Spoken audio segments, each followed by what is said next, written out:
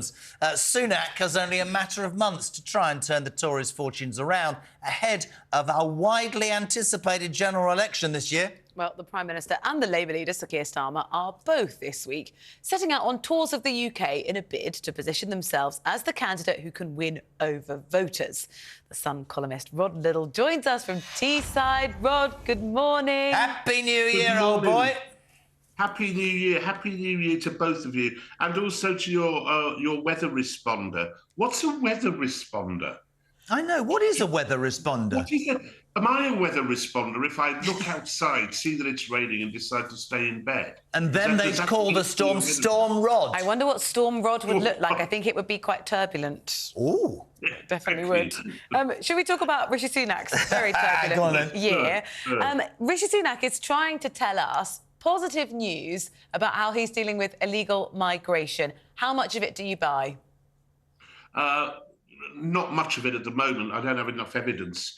I don't have enough evidence to dissuade me from the suspicion that they're simply processing claims very quickly and letting everyone in. I mean, we'll see that in the next figures about immigration. And immigration is going to be one of the bigger issues facing both Rishi Sunak and Keir Starmer, who doesn't seem to have a plan at all for immigration in the next year. The polls are fascinating. I think that the last one said that 6% of people think the Conservative Party is doing a good job.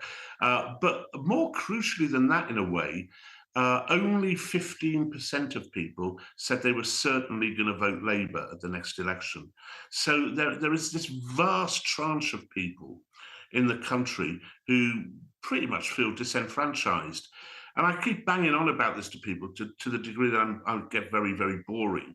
I notice that Sunak is going to be going around various town halls across the country to try and sell the Conservative Party in the town halls of our country. And it is exactly the same as what the Conservatives tried to do in the 1964 election, which I think the election we've got coming up is going to be very, very similar to the one that we had 60 years ago, where the Conservatives tried everything they possibly could to interest the public in voting for them.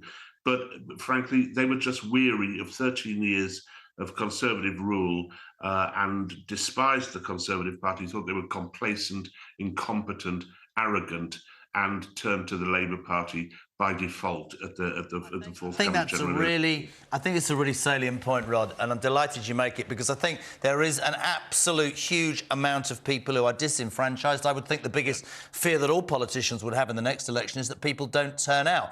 I keep saying, and I sit here forever, I mean, this morning we had a really interesting paper with Matthew Stadlen, and he said, and he's on the left, he said, listen, if Starmer comes into power, he's already said, I'm not giving the doctors 35%. If he doesn't come up with an answer to immigration, Matthew Stadlen said earlier, I can see a far-right party or organisation in this country rising up because people are fed up with inactivity. And I agree with you. I think weary is the word. I don't think people buy the Tories at the moment, or ever at this moment, and will again until they're somehow consigned to the back seat for a while. I don't know. It's just how I feel. No, I think that's exactly right. Where I would differ from that comment is that it won't be a far-right party. That's what the left always does. It says it's far-right parties who come along. If you look at Europe, there's been a swathe across all of Europe. We're out of step with them in a way. And it hasn't been the far-right. Occasionally it's been right-wing party. There was a right-wing party in Italy, Brothers of Italy, which is kind of Thatcherite. A lot of them have been social democratic parties, like my party, the SDP, that win because they're leftish on economics, but want to control immigration and don't have any time for this woke rubbish. So it's not the far right. It's kind of an energized radical centre, which is winning in Europe and which is changing the face of Europe. You know, you look at the opinion polls, and the Front National and Alternative for Deutschland are both doing extremely well in the polls coming up to the next Euro elections. And the Social Democrats have won in Slovakia, the Denmark. And so it's the whole of Europe which is going this way. And we're out of step, I think, largely because we have a first-past-the-post electoral system where it's terribly difficult for a third party to break through. It's interesting to look at where Rishi Sunak's trying to get his advice from. We know, and we've talked before about, him going to the Italian Prime Minister, Giorgia Meloni, because they're quite aligned on views there. Interestingly, we're hearing rumours, Rod, that Rishi Sunak has been soliciting the advice of Dominic Cummings. What do we know about that? And why do you think Rishi Sunak would think, right, Dominic Cummings, he's going to be the man who's going to help me best strategise how to spend the next few months? I think it makes a lot of sense if Rishi is doing that. I mean, there are a few things to say about Dominic. First, he's very, very clever. Second, he took a lot of flack for his performance in Boris Johnson's government during COVID. Most of that flack, I think, largely wrong. Thirdly, he's not a conservative by any stretch of the imagination. I know Dominic, and I know very well that he has not that much time for the Conservative Party and is probably more in line with some of those parties I talked about in Europe.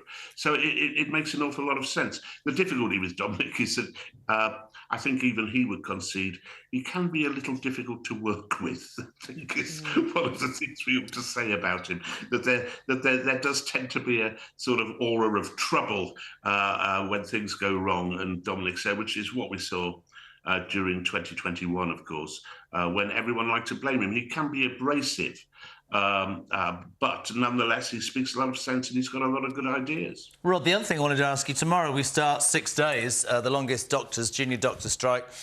People, press all over this morning saying with cancer diagnosis, Britain wants a minute by 2040, with 8 million people waiting for appointments, with operations, and people will actually die. I wanted to ask you this, right? I've said all morning, they ain't getting 35%. The consultants 13, Scottish junior doctors 12.4, nurses 5 with that £1,500 payment. But do you believe that public sympathy will drain away? Because I really genuinely do. And I think what's really interesting, and I want your take on, is that Starmer said, the Labour Party, that would pay any union anything they asked for. He said, if he gets in power, they're not getting 35%. I believe that their strike is political. What do you make of it? Of course it's political. The doctors have been taken over by a fairly far left coterie which runs their union. Their strike is designed to damage the government. We do live in a low-waged economy, but doctors are not part of that low-waged economy. They get a reasonable wage. The problem we have with doctors is that there aren't enough of them, and that if we had rather more of them, then these strikes might not take place. There might be fewer of them. But no, I don't think there's much public support for the doctors at all. I think people think about finding it difficult to see their GPs, finding it waiting times in hospital to see a doctor longer and longer and longer. And there's a certain arrogance which attends to the doctors as well. So I don't think they have the kind of support which, for example, the rail workers had in the outset, or the nurses would have if they were on strike. So no, I think both Starmer and Sunak are right to say you're not getting that or anywhere near it. That's what I think he needs to do, by the way. You were talking about what does he need. I think he needs to be focused, sharp, opinionated and stand by his own decisions. Rod, always an absolute pleasure, my friend. A Happy New Year to you. We'll see you next Monday. Happy New Year. Thanks, mate.